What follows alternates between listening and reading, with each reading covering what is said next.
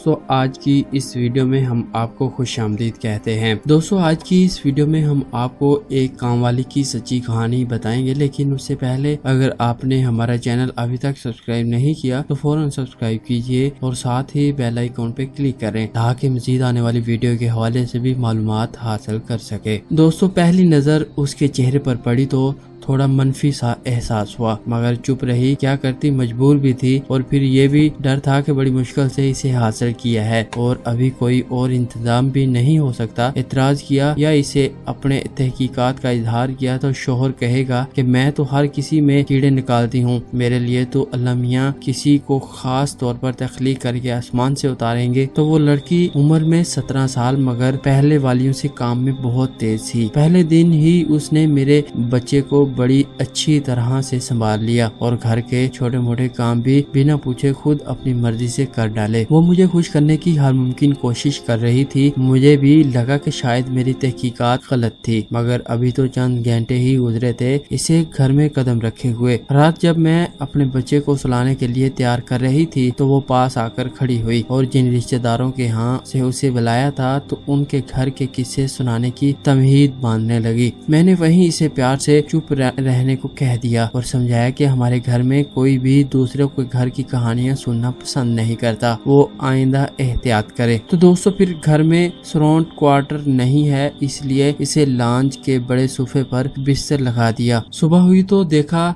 कि वो 10 बजे तक सो रही थी। अम्मी और भाई बगैर आवाज निकाले बावर्ची खाने में खड़े नाश्ता कर रहे थे। खैर 10:30 के करीब वो अंगड़ाई लेती उठी और पौने घंटे में पूरे हार संगार के साथ बाथरूम से बरामद हुई। मैंने कुछ नहीं कहा, ये सोचकर कि चलो अभी तो बच्चा सोया हुआ है और ये तो अच्छी बात है कि वो साफ सुथरा रहना पसंद करती है। उसे मैंने बच्चे की देखभाल के लिए रखा हुआ था, वो भी तब जब मैं उसके पास ना हूँ। दफ्तर से घर आते ही मैंने अपने बेटे को अपने पास बुला लेती और इसे ब्रेक दे देती। मैंने इससे पूछा कि तुम्हारा दिल लग गया? तो बोली जी बाजी मैं बहुत खुश हूँ, कोई काम तो करती नहीं, बस बच्चे के साथ खेलती रही तो सारा दिन पता ही नहीं चला कि कैसे गुजर गया। तो दोस्तों कहानी शुरू हुई तकरीबन 1 हफ्ते बाद जब उसने मुझसे 9वीं जमात के कोर्स की किताबों का मुतालबा किया। उसने 8वीं जमात का इम्तिहान दे चुकी थी और मैंने वादा कर लिया था कि जल्द ही उसे ला दूंगी। मैं खुश भी हुई कि चलो बच्ची पढ़ना चाहती है तो क्यों ना इसकी मदद कर दूं। ये अंग्रेजी के लफ्ज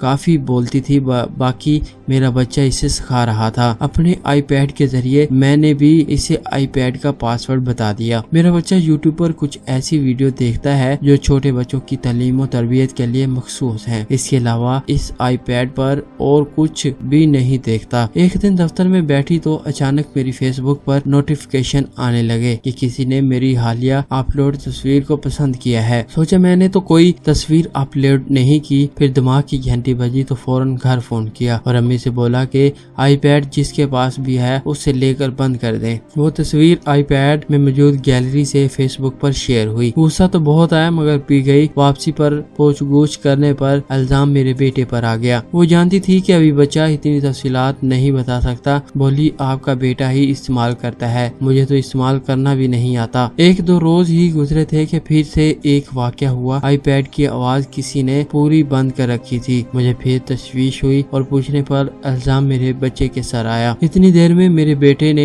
एक वीडियो की फरमाइश कर दी। जब वीडियो ढूंढने के लिए सर्च बार खोली तो मेरा एक रंग आया और एक रंग गया। वहाँ कुछ ऐसी वीडियो सर्च की गई थी जिन्हें हम पोर्न के नाम से जानते हैं। मुझे लगा मेरे कानों से धुआं निकल रहा हो। फिक्र यह थी कि कहीं मेरी 2.5 साल बच्चे को तो ये गंद नहीं दिखाया गया। मैंने फौरन आईपैड का पासवर्ड तब्दील कर दिया। उस रोज मैंने अपने बेटे को इसके पास नहीं जाने दिया। मेरे शौहर ने जब तहकीक की तो इससे पूछा तो वो मान गई कि रोने लगी और माफी मांगने लगी और वादा किया कि आइंदा वो ऐसा कुछ नहीं करेगी। आहिस्ता आहिस्ता दिन गुजरते गए। मेरे बच्चे के रवैये में बहुत तब्दीली आ रही थी। वो जैसे हर वक्त गुस्से में रहता था। मैं रोज रात को इसे ये समझाती कि अगर इसे कोई कुछ कहे, डांटे या मारे तो फौरन मुझे या अपने बाबा को बता दे। मुझे उसकी टांगों पर कुछ निशान भी नजर जाए जैसे किसी ने उसे चुटकियां काटी हों। मेरी वालदा सारा दिन उसके सर पर होती थी, मगर कभी न कभी तो मेरा बच्चा उसके साथ अकेला भी होता होगा। अजीब मुश्किल में जान फंसी थी, नौकरी करना मजबूरी थी और दफ्तर जाना भी, वरना